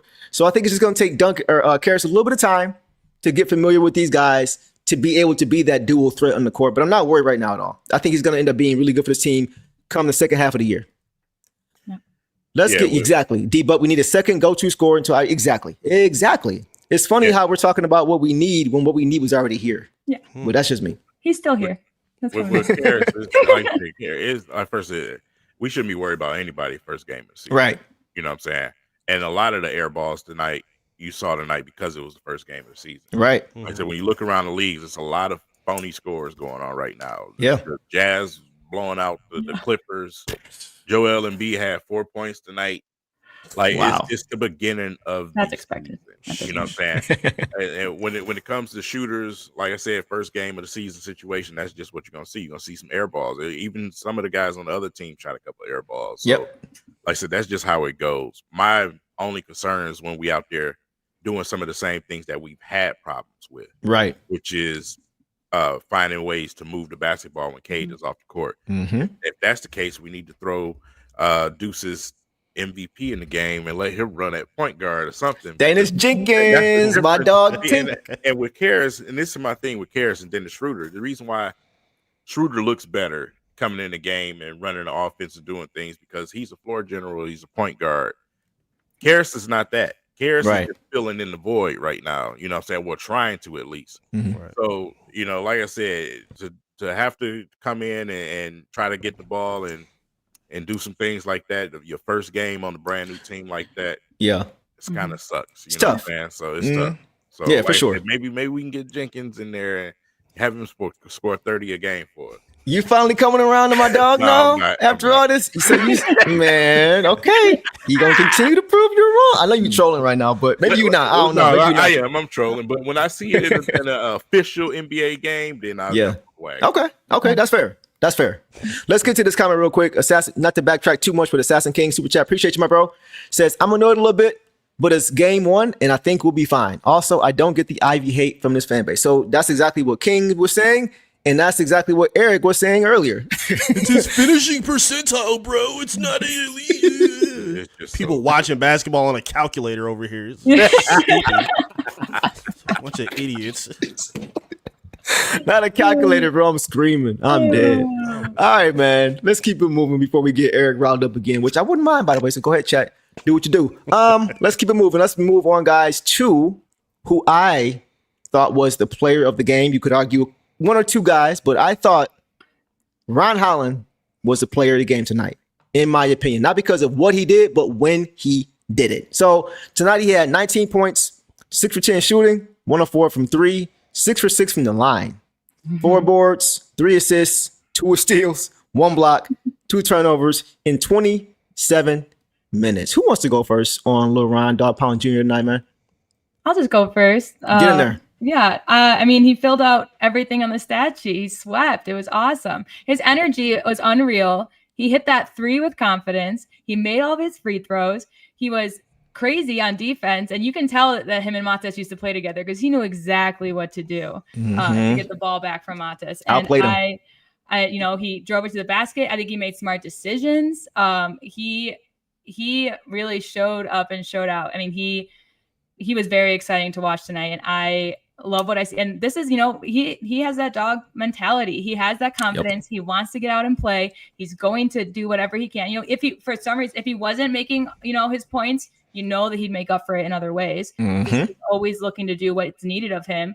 And he was just all over it. And I go like best game yet. And I hope that that's consistent because that would be awesome. Yeah, for sure. King, what you got, bro? I love me. Man, I was smiling ear to ear at the young fella out there. He was giving everything he had out there. Except that one time when he passed for the 3-pointer, you better shoot the ball, Ryan. But even then, yeah, but even then, the score, but still, you that open shoot. I agree. I agree. But like I said, to see, I would say 2/3 of the dog pound go out there like that today. You know what I'm saying? Because Duren, where was you at? But him and Stu, man, the energy that they kept us in the game, they gave us they gave us the route to get back into this game. That's right. And defense was where we went on those runs, man. And that's what it is with this team. When is it? When are y'all going to realize that if y'all play defense for 4 quarters, it is extremely hard to beat you as a team. Right. And like I said, every time they sagged off on D, man, that's when the Bulls, you just letting them shoot threes. Here's the Bulls. The Bulls are not a team that want to attack the basket constantly. They want to shoot threes.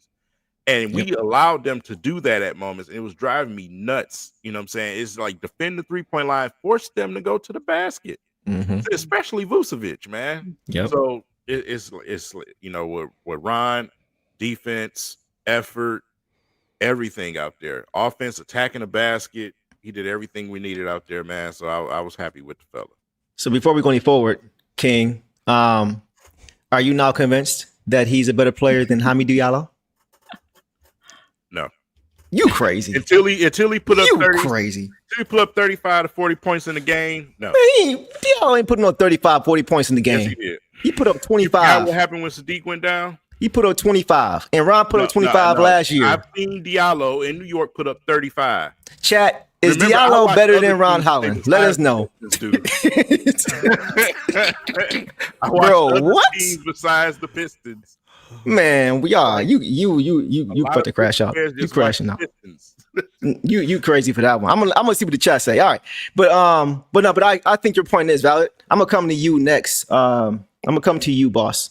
What were your thoughts tonight on Ryan? I got it already. Let's go to Eric. I'm sorry, E. Let's go to you, E. My bad. Okay. I love when King is here. Bro, he just be trying to cause arguments for no reason. When King pops up here, man.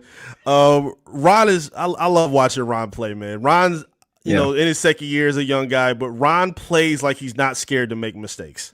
And that is a huge threshold for young players to break through, because you can tell when some guys are timid and they're not really sure, they don't want to do too much, they don't want to try too much. Ron he in the club like just talking to everybody, just trying to shoot his shot. I'm going home with something tonight. Ron just trying to make sure he leaving home with something. And I love the way he plays, man. Again, to see the maturation of his game offensively, being able to not just shoot the ball with confidence from 3, but he's doing a good job of moving without the ball to find open spaces to get those looks as well. He's not just standing still. He's really good at moving around, whether it's defensively, offensively. It just feels like he's always in the right place and giving those key energy moments that they need. So if he's able to start taking some steps forward, again, I'm going to keep harping on their half-court offense. If he's able to be a guy that they can start leaning on and relying on to create some of his own looks or looks for other people, that's going to be a huge improvement in assistance for this team, because they need a lot of that right now, especially based on what we saw tonight. Yeah. But no, I love what I saw from Ron. I think his game is showing that he's ready to take another step. Again, so that he can really play with any lineup too. I think he would fit with the starters. I think he does a great job coming off the bench. I just think his game is really valuable to what they need right now, missing a guy like Ivey. And I feel like we're going to see a lot of big games and moments from Ron that's going to keep them in games, kind of like what we saw against Chicago tonight. Man, I said it earlier. I feel like Ron Holland is going to force his way into the starting lineup. I don't know who's coming out. Yeah. I don't know who's coming out. See, King's trying to start still. He's trying to start still. He's trying to start still. Look, I'm gonna just say this. I am definitely starting him over Duncan Robinson. Yeah. Even though Duncan Robinson is a much more superior shooter, aside from tonight. Maybe. The They thing, had the same amount of threes. I mean, just to, yeah. I But know. I mean, yeah. But that's the thing. We weren't saying that last year. We were like, It wasn't no maybe last year. That just shows the growth in the SARS or in Rom's game already. Already, people are saying shoot the ball already. Man, this dude is on a mission. Mm-hmm. This dude is on a mission, man. Like this dude he's on some other stuff. Like just some of the plays he made. Man, every time he gets the ball, he is looking to push. I love guys who can grab and go, board and push. Yep. He is one of the best on our team at doing that because he plays big when he's under the rim and he can get out. He's got a really deceptive handle. He's got a really better, like there's sometimes I'm like, no, Ron, no, okay. And he finishes. He does a swing through Euro finish. He did it a couple times. He's going up and dunking over guys. You can hear Kelser. Yeah, Kelser was like nervous. Kelser was concerned. You could hear it all the way up to that drive, and he made it. And he like took a deep breath. Like, I didn't think that was going to work out. Man. And we all kind of did, but he does. This That's what he dude- does. That's what he's known for. Yeah, man. Like you mentioned the E when he had the open three. He should have took it, got to the basket, nice spin move, finish with the left over Matas. Like, bro, like the things that he's showing in a quick amount of time, man. I would not be surprised if he is entrenched in this starting lineup at some point in the season. I would start him as early as next game at the 2. Yeah. Even though Duncan had a bad game, I still like what he can bring because he's a two-way player. Two-way player. And it was so many times. As soon as you ain't got to watch the TV. You just listen, another turnover. You're thinking it's who? Who caused it? Either Ron or Ausar, right? It is usually, tonight it was Ron. It reminded me, I hate to go back, but it reminded me, King, E, Boss, y'all remember 2004, 2005, 06, when the Pistons were continuously turning the team over and over and over and over again. Mm-hmm. That's what it felt like tonight when I watched him play. So many times he was just turning them over and getting out in transition and playing to the identity of what we are, which is easy buckets off of the back of our defense. Mm-hmm. He fits that to a T. And I always say, we have to hit first to start games. We have to hit first. He is somebody who's going to hit first and keep hitting you. Yeah. He fits perfectly. He's the epitome of what we need. Yeah. So if it's me, I'm starting him. I'm not waiting. I'm going in the next game. I'm making that change now. There wasn't any more he could do to prove that he is going to be a net positive more times than not when he's on the court. I'm starting him next game. I ain't even think about it. Yeah. I think especially against the Rockets. If we can have that energy and get ahead of the Rockets. Man, what? You have to. Nice. I just Go ahead, want to King. say 2 quick things. I'm going to leave y'all alone. Yo. First of all, I don't say nothing without backing it up. Hamidou Diallo, career high. 41 points, 5 steals, 10 assists, 3 blocks in the game. Until I see Ron score 26. He got 26. He got 26 last year. Career high. Yeah, that was his career high. Yeah. When he scored more than 26 and get 10 assists or 10 Bro, you crazy. rebounds, 5 steals in the game, then we can talk. I don't care about getting 40 points when you're getting blown out by 80. He scored 30. You talking about the 2021? Listen, who else you going? He probably took 40 shots too, didn't he? Listen, what was his shooting percentage? What was his field goal percentage? The Pistons were bad at that time. Let's get the bad Pistons thoughts out of our head. Hamidou was good on defense and offense, bro. He didn't even have a jumper. Ryan. At this point in his career, I haven't seen nothing like that yet. Man, you crazy. I can't put him over that. That's me. I'm a basketball realist, not just a Pistons fan. I ain't a Pistons fan either. Now, listen. Go ahead. Finish. I'll start him over Ausar. You think I'm crazy? I will do it. No, I don't think crazy. I don't think crazy at all. Eric, we kind of talked about that a little bit before the show started. And that was, I said already, two-way play. And y'all know how I feel about Ausar defensively. But I feel like you're getting so much more offensively than you're losing defensively when it comes to those two guys. And Eric, your eyes got big when I said that. So go ahead and jump in there. Yeah, we talked about it before. We talked about potential. Who we thought at the current moment of at the end of the year when Ron finished his rookie year of who had the higher ceiling right now. It wasn't a huge conversation, but it stuck with me based on what we're seeing now. And I think we both said Ron because of what he's given offensively, and it's not even close right now. Like I feel like the 26-point performance, and then he's also had games where he's been able to, you know, dish the rock, you know, play in open space. Now showing that he can kind of hit some perimeter jumpers too, and I think he has a nice touch from mid-range as well. I just think, I don't think it would be a drop-off if they did. Granted, again, one game, so, you know, we just talking and we just bringing ideas up. But if you had to start him, I don't think it would be a drop-off of any kind to have Ron starting instead of Ausar. Again, I like Asar's game. I like his potential. But what we see so far, I think we've seen a lot proven that Ron is trending in a higher direction right now, especially offensively, than Ausar. It's taking him a little bit of time, which is totally fine. But we got to be honest about what we're seeing right now. Yeah. And the expectation level has gone up. You know, so for sure. You know, so teams are expecting. We should expect to get everybody's best shot. Now, last season you could have said that teams were playing up or down to the competition against us, and we were able to sneak them and get them and catch them off guard. That ain't happening no more. Those days are over. So now you gotta adjust, you gotta adapt, you gotta start playing that way consistently, because the margin for error is not what it used to be. So I totally agree on this on Ryan, man. Go ahead, King, get in there. I was gonna say, you know, this will be a more realistic conversation, like around January maybe. Yeah, you know what I'm saying? Yeah, for sure. Because like I said, it's first game of the season, but we got to see improvement. You know, Ausar has to take that step mentally, man, and get more aggressive. You got to. If you're going to start for the Pistons, you have to. Because otherwise, I mean, we love the defense. We can put you on certain guys. But, you know, what about those nights we need somebody to score? And just like Eric said, from the 3 position, you need that, bro. Yes. You know, you have to have that. So the Pistons going to have some decisions to make, man, as this thing progresses. And another thing for somebody in the comments for Ethan, keep commenting on my takes. Ethan, you must be 10 years old. Okay, I just told you I've been watching 20 years of basketball, buddy. All right. Look, let's go to this. Dominique says, people forgot Diallo was a scoring machine when he came in on those bad teams, and I'll stand with you, King, on Ron starting over Ausar.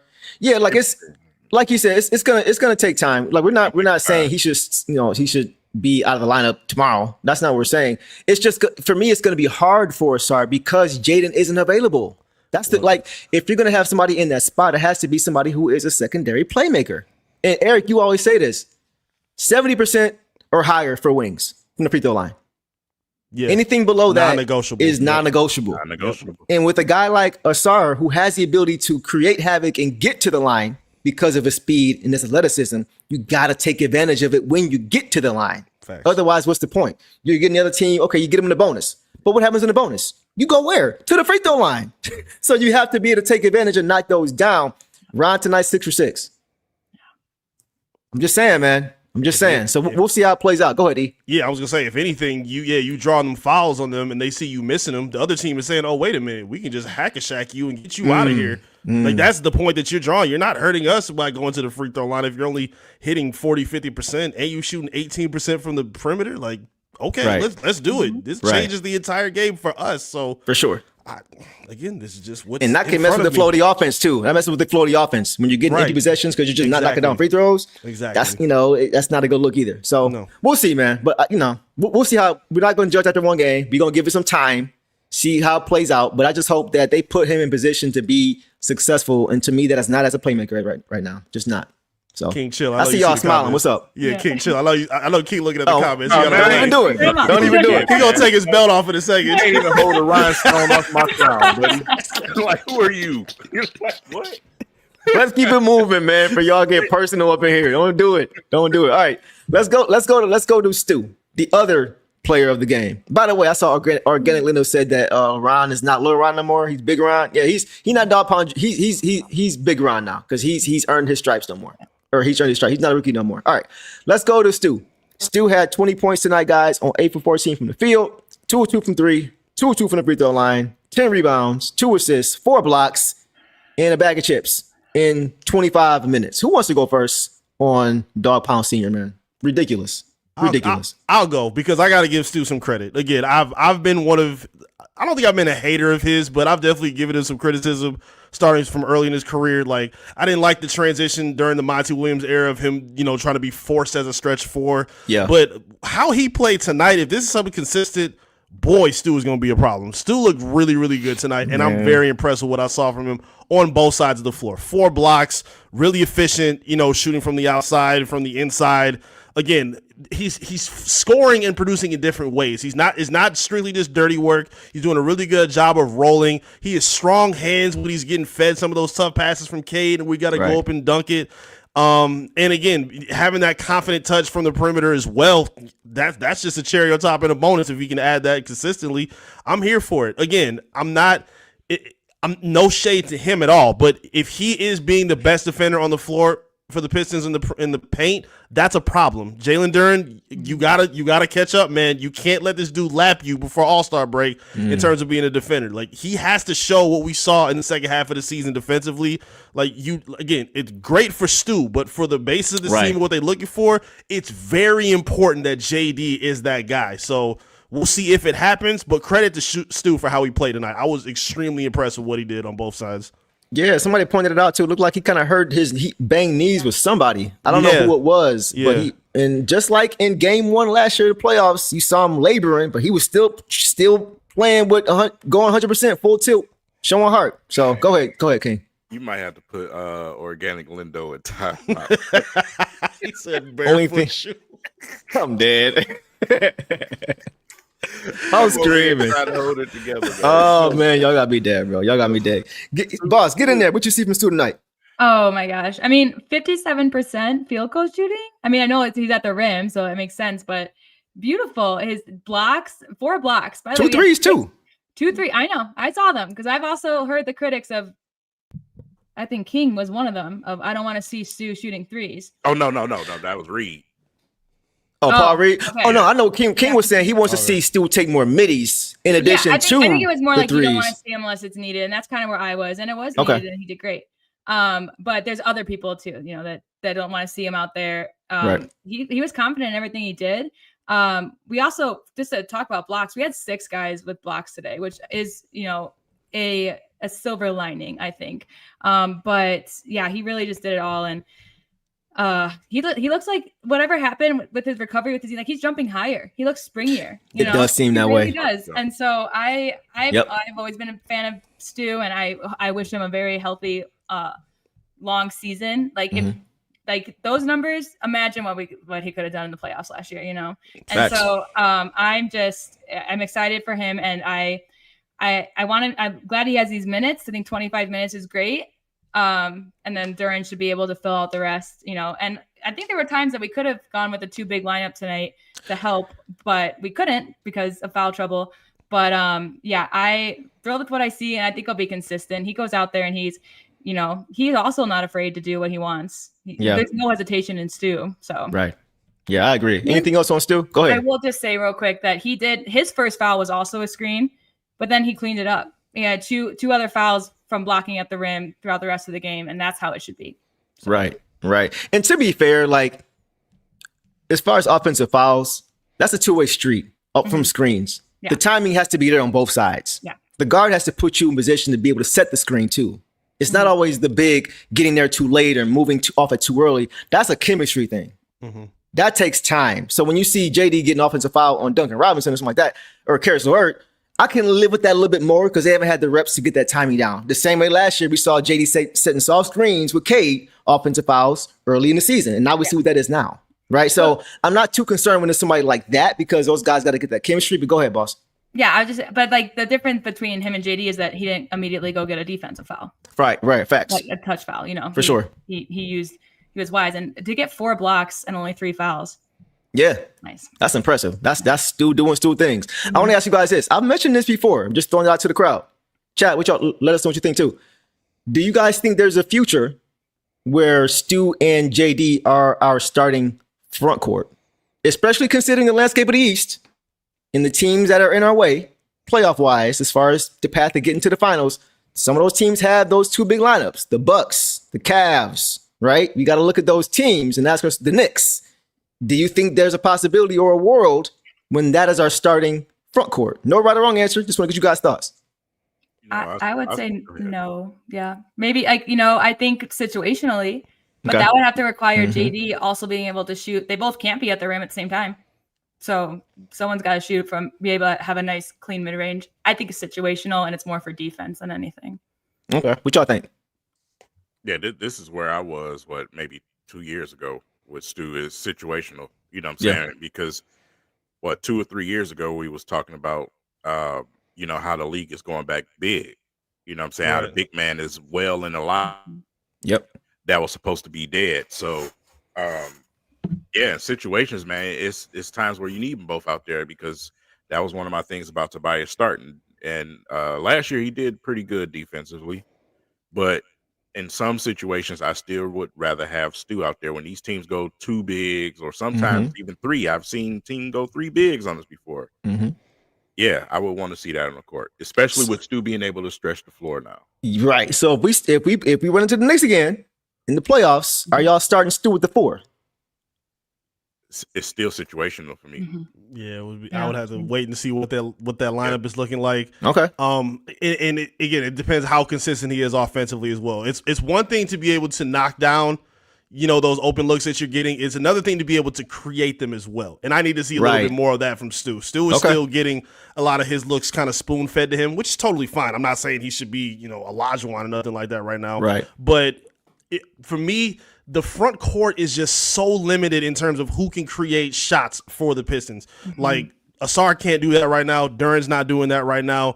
So while Stu is showing flashes of getting better at it, it's still not a proven thing that I would bet on to start him right away. So especially, again, while we keep mentioning that Ivey's not on the floor, you're still just so limited in what you have in terms of your offensive creators. So while defense is their identity, it is super still important that they have some kind of balance offensively to, have something to offset where Cade is not just creating every single look for the team. I don't want to see him play Luka Doncic ball, especially if his spacers are guys that are not reliable enough offensively. So I wouldn't do that for right now. Okay, that's fair. That's fair. I think that's a fair point. All right, guys, let's get to Paul Reed. Didn't play a ton tonight. I know. Boss loves to get the unsung heroes in. So let's get a few guys in real quick. Paul Reed tonight, 3 points, 3 minutes. Hit his only shot was a 3-ball, 1 block. I'll come to you, boss. What'd you see from B-Ball Paul? 3 points and 1 block in 3 minutes is good. Yeah, I'm good with it. And did what he was called upon to do. Happy, I guess we didn't have to see more of him, because that's a possibility if Duren got into really bad foul trouble. But I'm excited to see more of him. Also, I'm never afraid if Paul Reed's on the floor. He's pesky. He gets there. He gets it done. Yeah, he's solid. Yeah, he's very much solid. So anything else on that, y'all, on Paul Reed? That's pretty much all I got. I got one more on Sunday. Oh boy, who you got? Oh, I know who you got. You got Javonte Green. Come all right, on. Javonte. If Okay, I got you. We have to call him out because he did it. You know what? Did he score points? No, but he got a block and a steal in 9.5 minutes. I think he had how many fouls? 1? No fouls. Defense. He brought the presence. Play defense. So I thank you, Javonte. And I had predicted, I thought that Cade and Javonte had a thing going on, because the way that Cade has been praising him, I'm like, I think that they have something going on the floor. And he did. He got it to Javonte. Unfortunately, the shot was blocked, but they had limited time together on the court. But I think that that's going to grow more. I really do. Yeah. I think that they're going to play more together, and Javonte is going to get more offensive opportunities with Cade as well. Okay. So I just Could see appreciated that. his defense tonight. We weren't playing well, and he came out and he slowed it down. Yeah. Okay. As far as who didn't play tonight, Tolu Smith didn't play, Bobby Clinton didn't play, Kobe Jones didn't play, Chaz Leonard didn't play, and Daniss Jenkins didn't play. I think we're gonna see some of him in the future. I ain't gonna lie to y'all. I think we're gonna see him. You need him. Nah, with the Pistons. With the Pistons. King a hater, bro.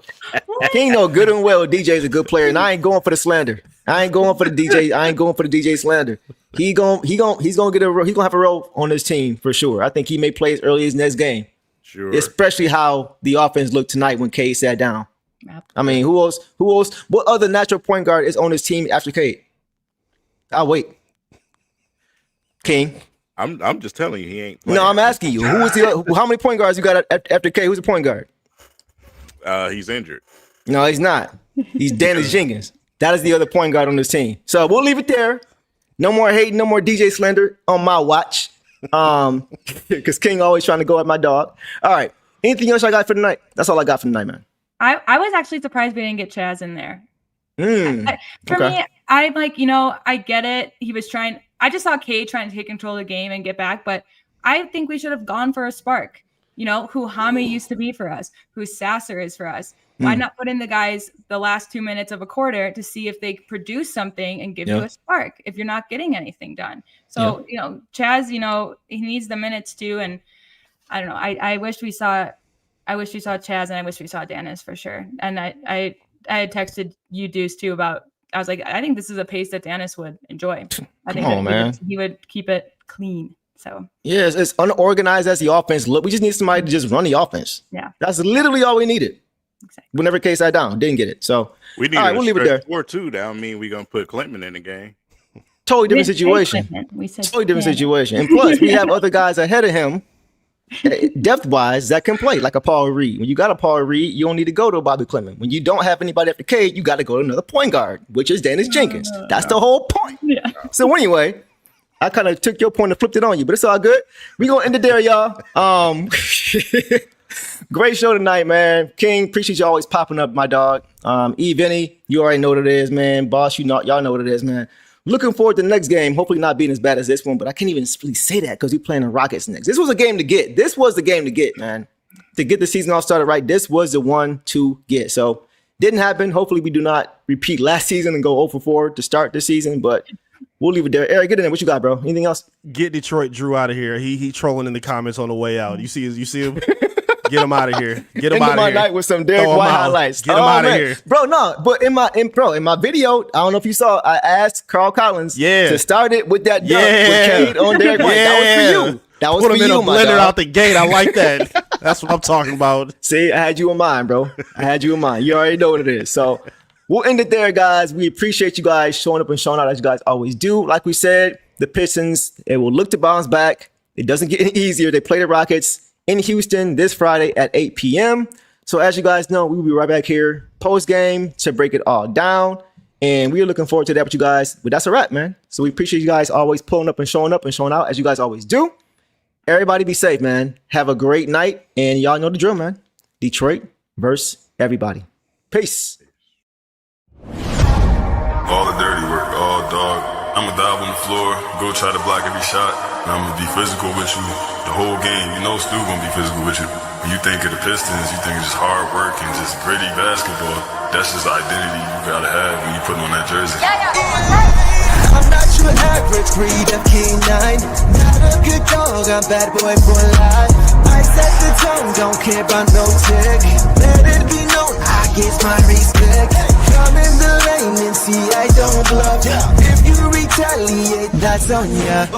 Talking pundits, I hear your shade. Talking that chop, you must run this way. Tryna tell ya, if the dog palm, mess around, find out, Tryna tell ya, if the dog palm, mess around, find out,